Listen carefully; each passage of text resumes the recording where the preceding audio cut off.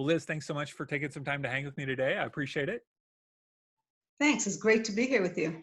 Yeah.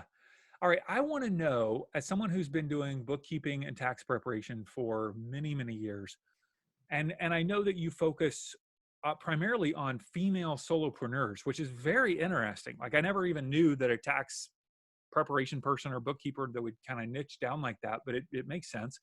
What are the unique challenges that solopreneurs and even small businesses face when it comes to just everyday bookkeeping and tax preparation?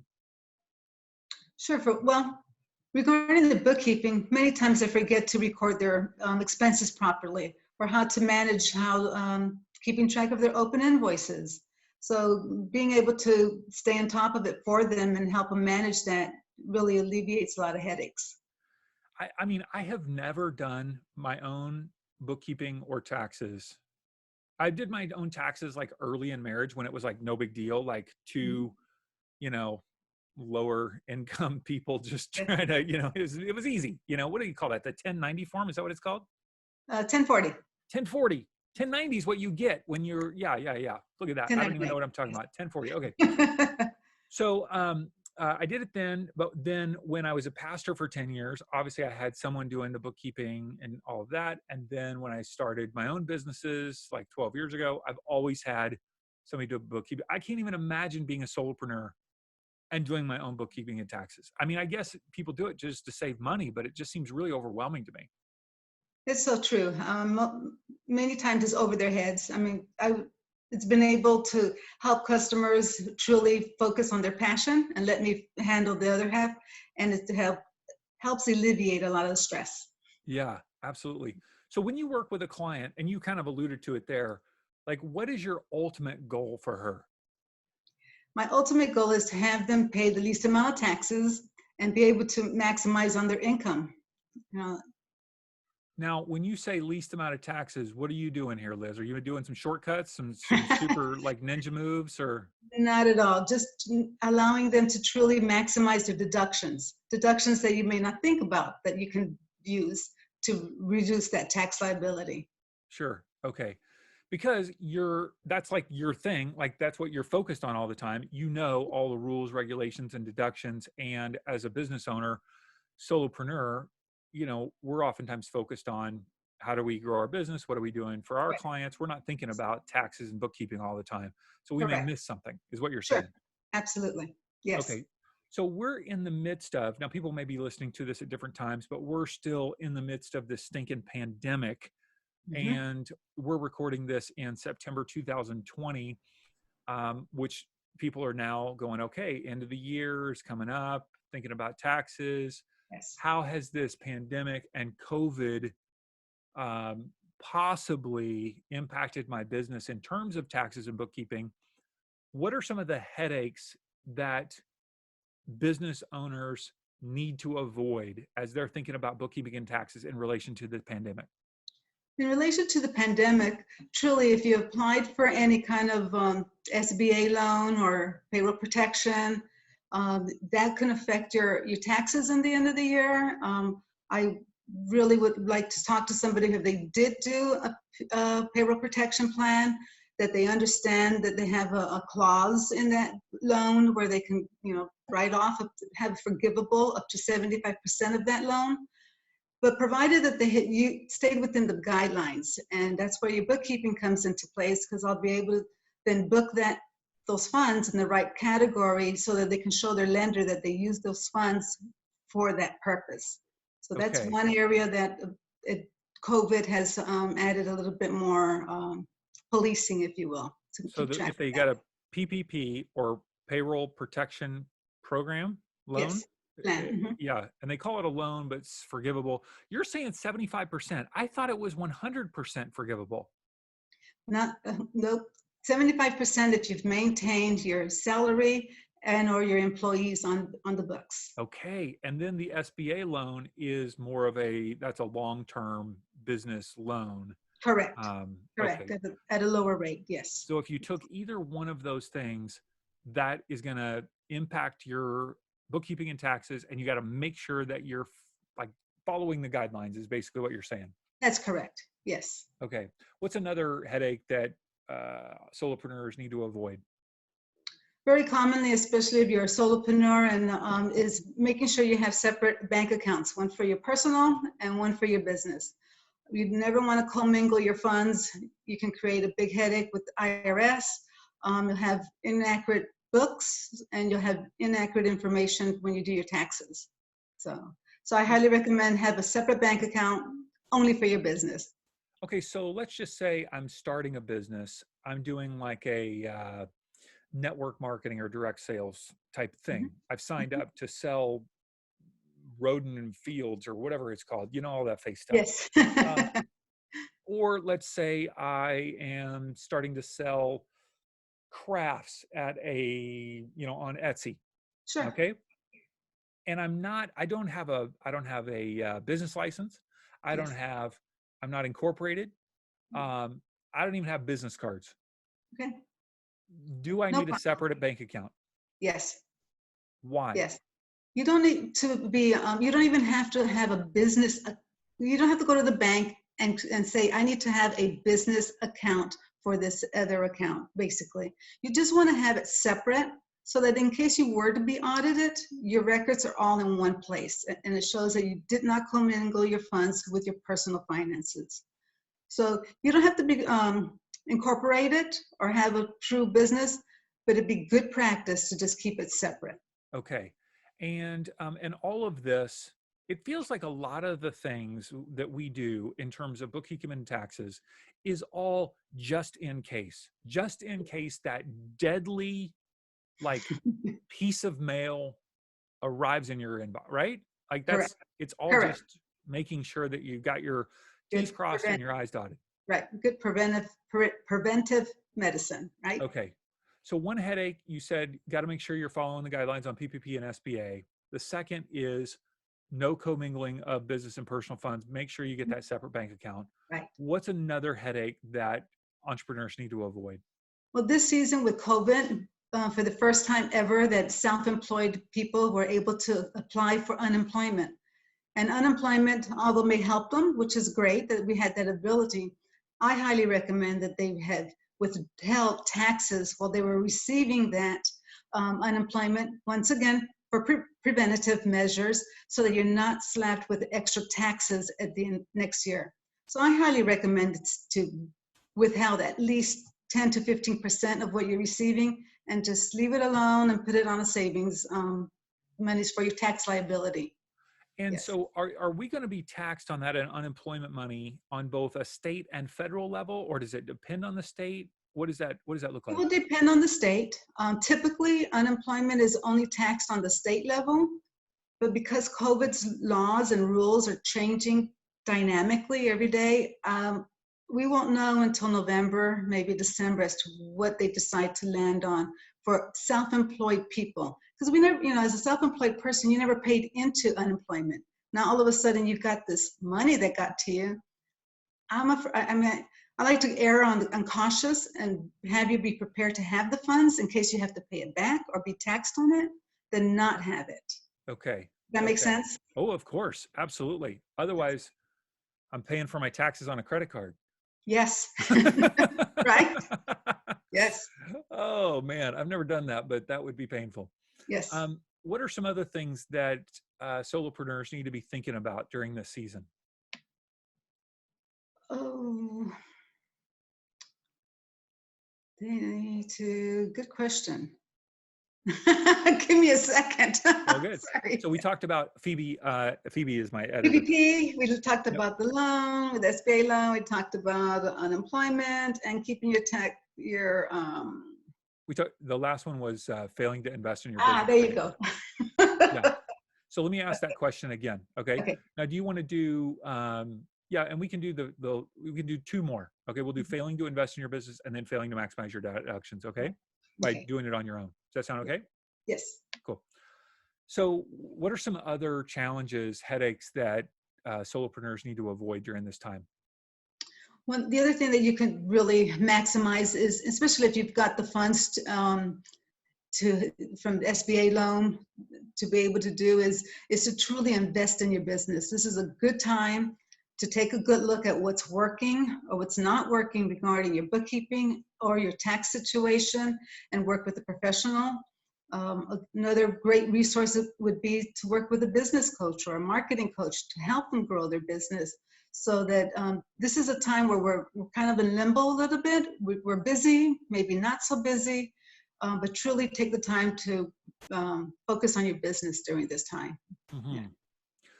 Now, there's one last thing that I want to make sure that people hear, because I, from the very beginning, have had somebody doing my bookkeeping and somebody doing my taxes, because I just felt like it was safer. I felt like it was more professional. Number one, I hate, Liz, doing money and tax stuff.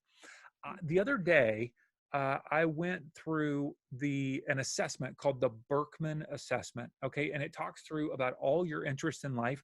And I think one of my lowest interests, it said, was numbers and like money, finance kind of stuff. And so I was like, oh my goodness, this is so great. I'm fine with my personal finances, like no problem. It's more of just all the headache of business. Right, right. Are solopreneurs taking a risk by doing their own bookkeeping and taxes? Yes or no? Absolutely, yes. Are you saying that just because you do that? Well, you just explained how that would not work for you to do it, right? That's Yeah, just not your expertise. You will miss out on really valuable deductions that you wouldn't have a clue to maximize, right? right. That's not your expertise. So yes, you do take a risk that one, you'll end up paying more taxes because you're not deducting enough or the right ones, and or you may be paying more taxes, which you don't want to do either. Hmm. Hmm. Right? Tell me about you for a minute here. Why? I mean, why would someone ever want to get into bookkeeping and tax preparation? Well, I don't understand that. Like, how did you get into this? Well, I started early on helping my parents in their business. So balancing and numbers was something that was intriguing to me, and found it to be a little, if I took the test you just explained, I probably would come up really high, and that this is something I enjoy and I understand. How So I old were started, you? How old were you when you started helping them, and what kind of business was it? I was in my teens, maybe 13 or so, junior high type of grade. It was a catering and restaurant business, realizing they needed help. Someone had to, at least show them how to do it. Or 13 years old, and you're doing the books for your family's catering business. Did yeah. did they did they say, can you help us? Like they just weren't, savvy in with numbers, or Well, my mother, it was my mother's business primarily. She was a driver, and she had this box full of receipts, and they had someone that would come in and would go through all the receipts while they were paying that person. Finally says, I can tally up those receipts and tell you those are all your expenses, and then these other stack of receipts, those are all the income you got. Okay, so now we can figure out how much you're really making. sure, sure. Yeah. Wow, at 13, Yeah. amazing. And then how did that translate as you kind of continued in life?